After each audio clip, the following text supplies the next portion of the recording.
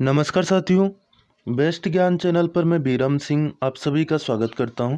यहां पर आपको मिलती है डेली न्यूज़, करंट अफेयर्स, सरकारी नौकरी और योजनाओं की लेटेस्ट अपडेटेड जानकारी। वीडियो आपको उपयोगी लगे तो प्लीज़ लाइक ज़रूर कर दीजिएगा।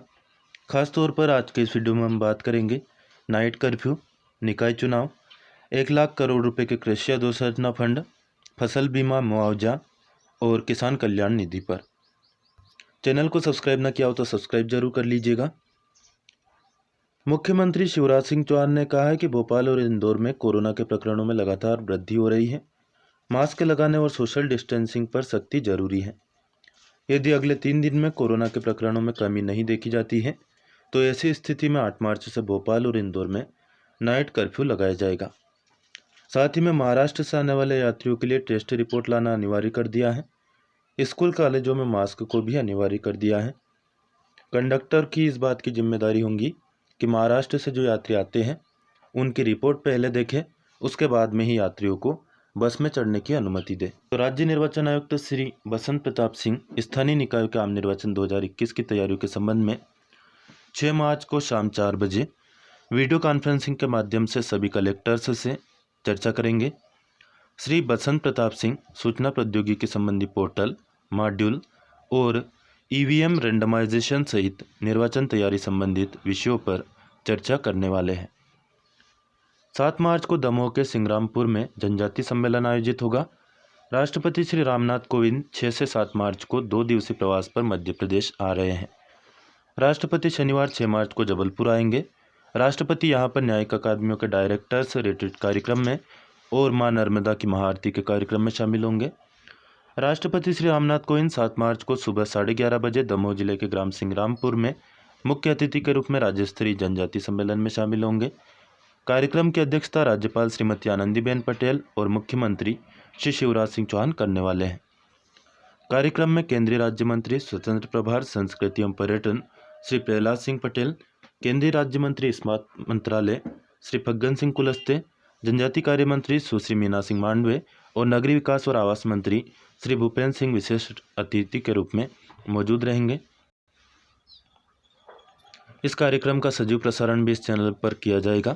सब्सक्राइब ना किया हो तो सब्सक्राइब कर लीजिए। सब्सक्राइब कर चुके हो तो बेल आइकन यानी कि घंटी का बटन जरूर प्रेस कर दीजिए ताकि आपको नोटिफिकेशन मिलना शुरू हो जाएंगे। यह सब कुछ एकदम निःशुल्क है, कोई नया पैसा आपकी जेब से नहीं जाने वाला है, निश्चिंत रहिएगा। कार्यक्रम के बारे में विस्तार से हम बात करें तो राष्ट्रपति सिंगोरगढ़ किले के संरक्षण कार्य के शिलान्यास कार्यक्रम में भी शामिल होंगे। कार्यक्रम का आयोजन संस्कृति मंत्रालय भारत सरकार और जनजाति कार्य विभाग मध्य प्रदेश शासन संयुक्त रूप से कर रहा है। कार्यक्रम में सिंग्रामपुर की ऐतिहासिक विरासत को प्रदर्शित करती वीडियो फिल्म का प्रदर्शन होगा। इसके साथ ही रानी दुर्गावती की वीरगाथा पर एकलव्य विद्यालयों के विद्यार्थी सांस्कृतिक कार्यक्रम की प्रस्तुति देंगे। इस मौके पर जनजाति विभाग की पुस्तिका वानगी का विमोचन और जनजाति कलाकारों द्वारा कला प्रशिक्षण वर्चुअल क्लास के पोर्टल आदिरंग.com का शुभारंभ भी राष्ट्रपति के द्वारा किया जाएगा। पोर्टल का निर्माण वन्या प्रकाशन द्वारा किया गया है। राष्ट्रपति इस मौके पर जनजाति वर्ग के प्रतिभाशाली विद्यार्थियों को शंकर शाह और रानी दुर्गावती पुरस्कार से पुरस्कृत भी करेंगे। मध्य प्रदेश में कृषि और खाद्य प्रसंस्करण के अवसर पर ग्वालियर में शिखर सम्मेलन आयोजित हुआ। केंद्रीय खाद्य प्रसंस्करण, उद्योग, कृषि और पंचायती राज व ग्रामीण विकास मंत्री श्री नरेंद्र सिंह तोमर ने कहा है कि ग्वालियर चंबल अंचल खाद्य प्रसंस्करण इकाइयों की स्थापना के लिहाज से अपार संभावनाओं वाला क्षेत्र है। इनका दोहन कर इस क्षेत्र के छोटे और मझोले किसानों की आर्थिक स्थिति को सशक्त किया जा सकता है। मध्य प्रदेश में कृषि एवं खाद्य प्रसंस्करण के अवसर और समावेशी विकास के लिए निर्माण साझेदारी पर शुक्रवार को हुए इस शिखर सम्मेलन की अध्यक्षता मध्य प्रदेश उद्यानिकी एवं खाद्य प्रसंस्करण राज्य मंत्री स्वतंत्र प्रभार श्री भारत सिंह कुशवाहा ने की।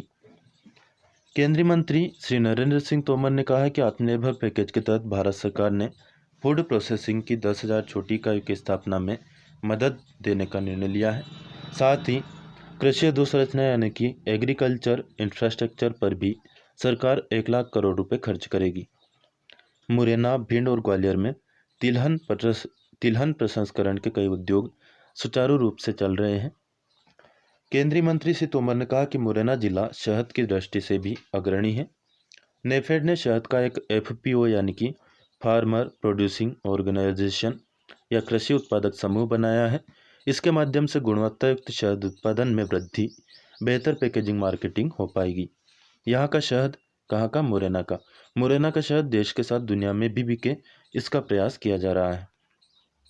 10,000 नए एफपीओ पर सरकार 6,865 करोड़ रुपए खर्च करने वाली है।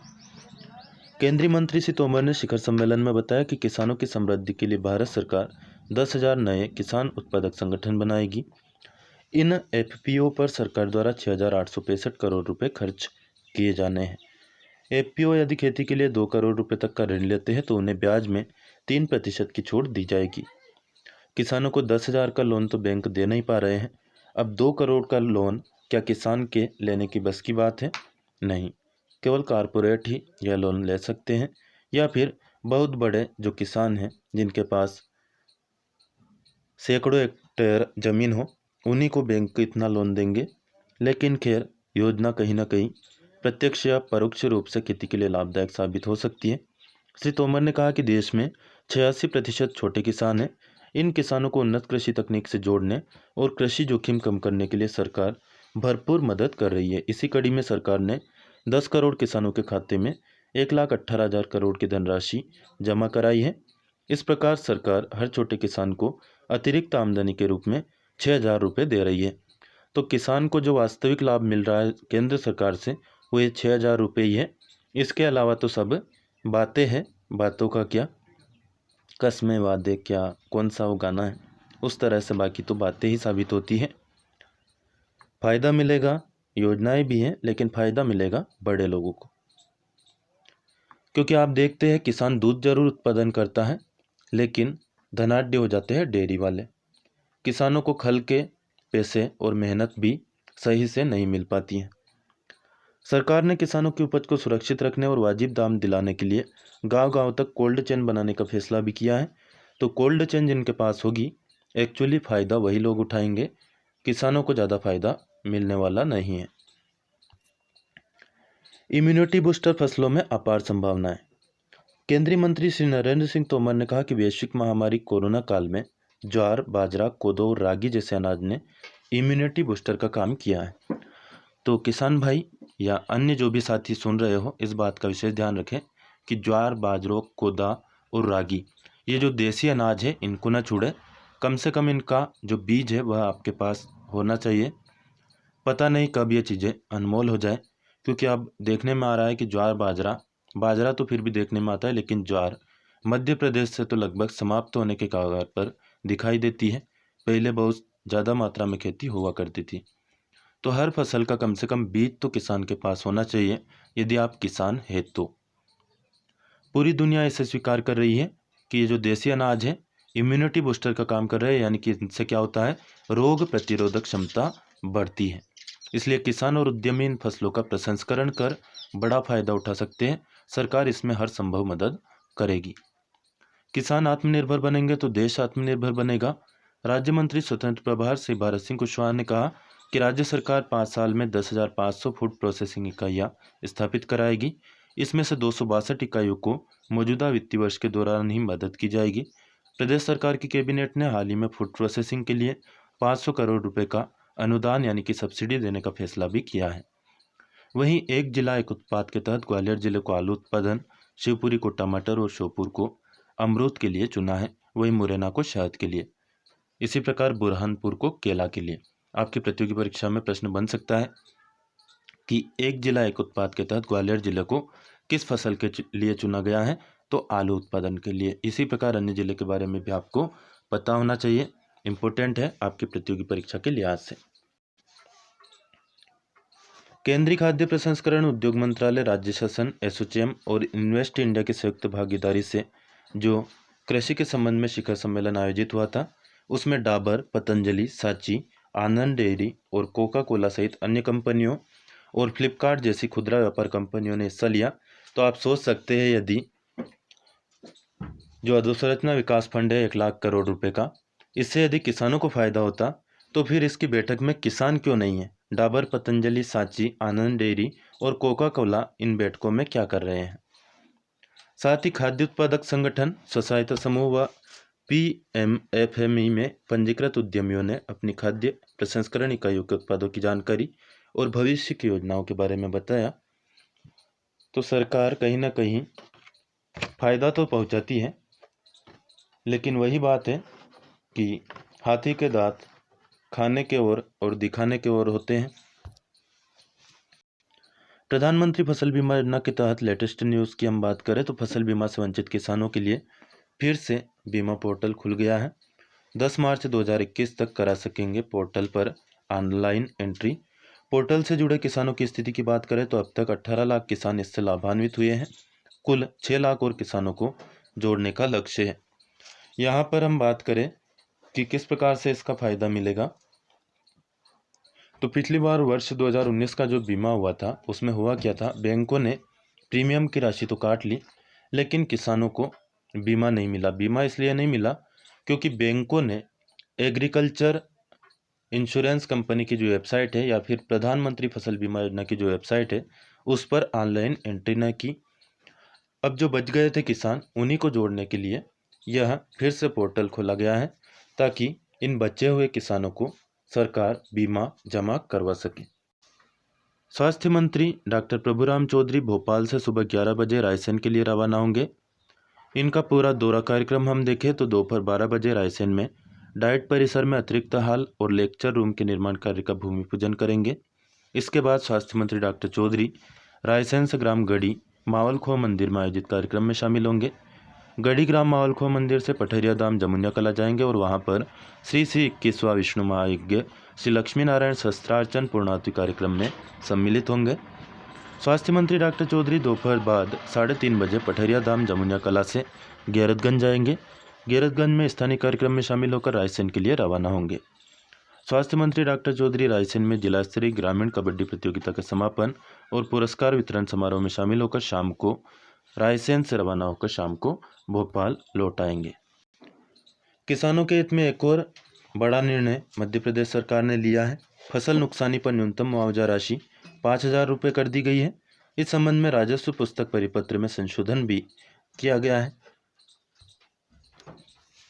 राजगढ़ जिले के 3,33,137 किसानों को फसल बीमा के रूप में 703,44,70,000 रुपये की राशि स्वीकृत हुई है। किस तहसील को कितनी राशि मिलेगी आप यहाँ पर वीडियो को रोक करके या फिर स्क्रीनशॉट लेकर के देख सकते हैं। केंद्र सरकार से मुआवजा राशि की जो मांग मध्य प्रदेश सरकार ने की थी, राष्ट्रीय आपदा राहत निधि कोष के अंतर्गत 611 करोड़ रुपए की स्वीकृति प्रदान हुई है। मुख्यमंत्री शिवराज सिंह चौहान ने 1906 करोड़ रुपए की सहायता राशि और केंद्र सरकार से मांगी है। बाढ़ और कीट व्याधि से मध्य प्रदेश में जो नुकसान हुआ है उसकी हम बात करें तो 39,95,000 हेक्टेयर क्षेत्र में क्षति हुई है और इसके लिए संभावित मुआवजा लगभग 4,000 करोड़ रुपए बताया गया था 5 अक्टूबर 2020 की मध्य प्रदेश शासन की एक रिपोर्ट के अनुसार। किस जिले में कितना नुकसान हुआ है यह लिस्ट आपके सामने देख सकते हैं। जिस जिले में ज़्यादा नुकसान हुआ होगा वहाँ पर निश्चित तौर पर मुआवजा की राशि भी ज़्यादा होगी और जहाँ पर कम नुकसान हुआ होगा वहाँ पर फसल बीमा और मुआवजा की राशि भी कम होगी। पिछली बार जो मुआवजा राशि बांटी गई थी अब उसकी लिस्ट है, आप यहाँ पर वीडियो को रोक करके या फिर स्क्रीनशॉट लेकर के देख सकते हैं। सरकारी नियमों की हम बात करें तो भारत सरकार द्वारा फसलों की 33% या अधिक क्षति होने पर मुआवजा दिया जाता है, जबकि राज्य सरकार 25% या अधिक नुकसान होने पर किसानों को मुआवजा देती है। मध्य प्रदेश में बाढ़ और कीट व्याधि से लगभग 40 लाख हेक्टेयर क्षेत्र में फसलें प्रभावित हुई, जिसके लिए लगभग 4,000 करोड़ रुपए का मुआवजा संभावित है। मुख्यमंत्री शिवराज सिंह चौहान ने हाल ही में दमोह और कटनी से बड़ी घोषणाएं किसानों के लिए की थी। उन्होंने कहा था 29 फरवरी को कि जल्द ही किसानों के खातों में अगले 15 दिनों में मुख्यमंत्री किसान कल्याण योजना की राशि डाल दी जाएगी। इसका मतलब यह है कि 15 मार्च से पहले पहले सभी किसानों के खातों में मुख्यमंत्री किसान कल्याण योजना की राशि पहुंच सकती है। इस योजना के बारे में वस्तु स्थिति के बारे में हम बात करें तो कुल मिलाकर 78 लाख किसान इस योजना के हितग्राही मध्य प्रदेश में, जिसमें से अब तक 58 लाख किसानों के खातों में राशि पहुंच चुकी है। बहुत सारे लोग ये पूछ लेते हैं कि हमारे ज़िले में डली है या नहीं, या फिर हमारे ज़िले में कब डलेगी। तो इस बारे में तो साथियों मैं आपके लिए स्पष्ट कर दूं कि ये जो योजना है इसमें ज़िलेवार राशि नहीं डल रही है।